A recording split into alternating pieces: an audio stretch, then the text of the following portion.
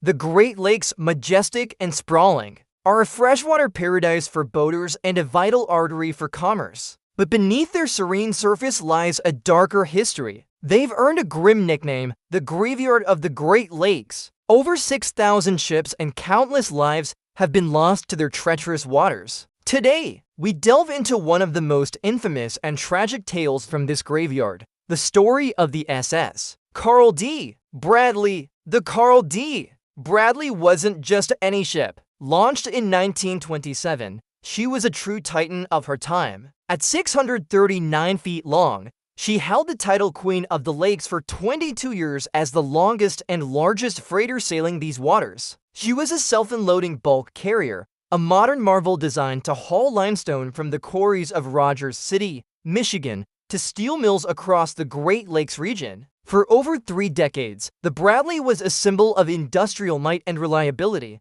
a familiar and respected vessel to every sailor and port town. The ship and her crew were a source of immense pride for Rogers City, a small community where nearly everyone had a connection to the limestone industry and the great ships that served it. She was more than a vessel. She was a lifeline, a floating landmark, and a testament to the hard work of the people who built and sailed her. November 18, 1958. The Carl D. Bradley was on her final run of the season, heading back to her home port of Rogers City, empty of cargo. The crew of 35 men were looking forward to going home, to reuniting with their families for the winter. The weather forecast had predicted a storm, but gales were a common feature of late-season sailing on the Great Lakes. Experienced sailors like the crew of the Bradley had weathered countless storms before. As the day wore on, however, the wind began to howl with a terrifying intensity, and the waves on Lake Michigan swelled to monstrous heights of 30 to 40 feet. The ship, riding high in the water without a heavy cargo to stabilize her,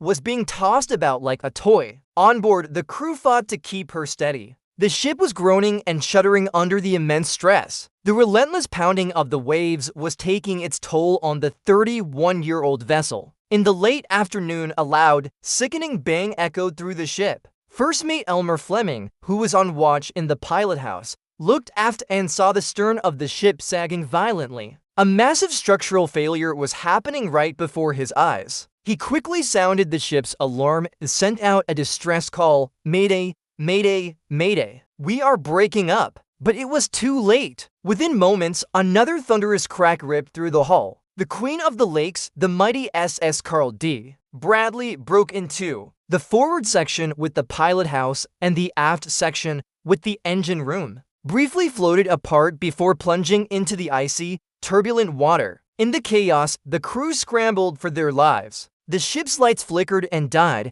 casting the horrific scene into darkness. Power was lost instantly, cutting off any further radio transmissions. The two halves of the massive freighter disappeared beneath the waves in a matter of minutes, leaving only a debris field and a handful of desperate men clinging to rafts and wreckage in the freezing, storm-tossed lake. The Mayday call had been heard, and a massive search and rescue operation was launched. The U.S. Coast Guard cutter Sundew, despite the ferocious storm, immediately set out towards the Bradley's last known position. Other commercial vessels in the area also altered course to assist, braving the same dangerous conditions that had claimed the Bradley. But finding survivors in the vast, dark expanse of a stormy Lake Michigan was like searching for a needle in a haystack. The waves were so high that they could easily hide a life raft from view, and the water temperature was hovering just above freezing, meaning hypothermia would set in within minutes. For the men in the water, it was a battle for survival against impossible odds.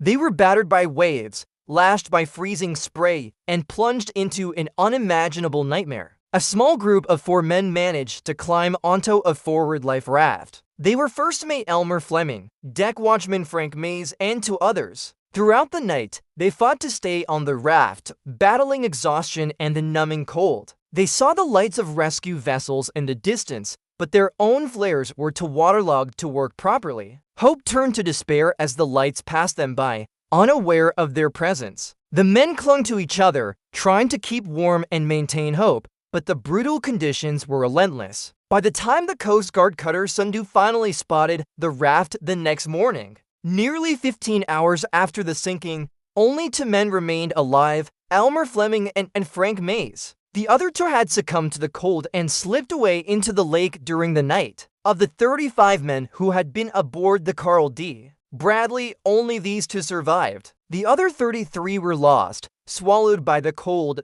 dark waters of Lake Michigan. The news sent a shockwave of grief through the small town of Rogers City. The loss was devastating. 23 of the men lost were from the town itself. Families were shattered, and a community was left to mourn its sons, husbands, and fathers. The sinking of the SS Carl D. Bradley became one of the most notorious disasters in Great Lakes history. In the aftermath, investigations were launched to determine the cause. The prevailing theory, supported by the survivors' accounts, was that the ship suffered a catastrophic structural failure. Over her long career, the constant loading and unloading of heavy cargo had likely caused stress and metal fatigue in the hull, a phenomenon not fully understood at the time. The final, violent storm was simply the last straw, exposing a hidden weakness that led to the ship breaking in half. This tragedy prompted significant changes in shipbuilding regulations, including new standards for steel quality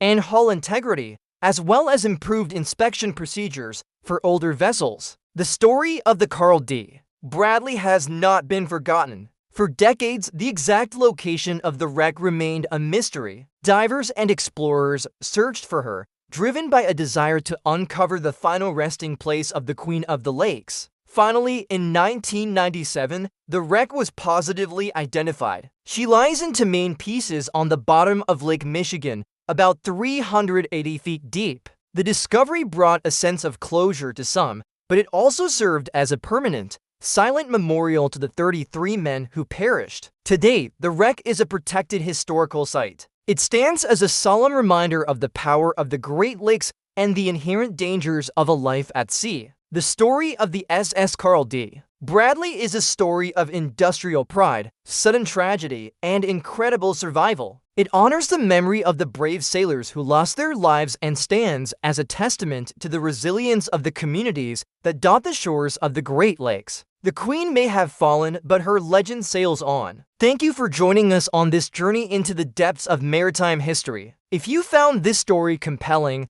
please like this video and subscribe to our channel for more tales from the graveyard of the Great Lakes. Stay safe, and we'll see you next time.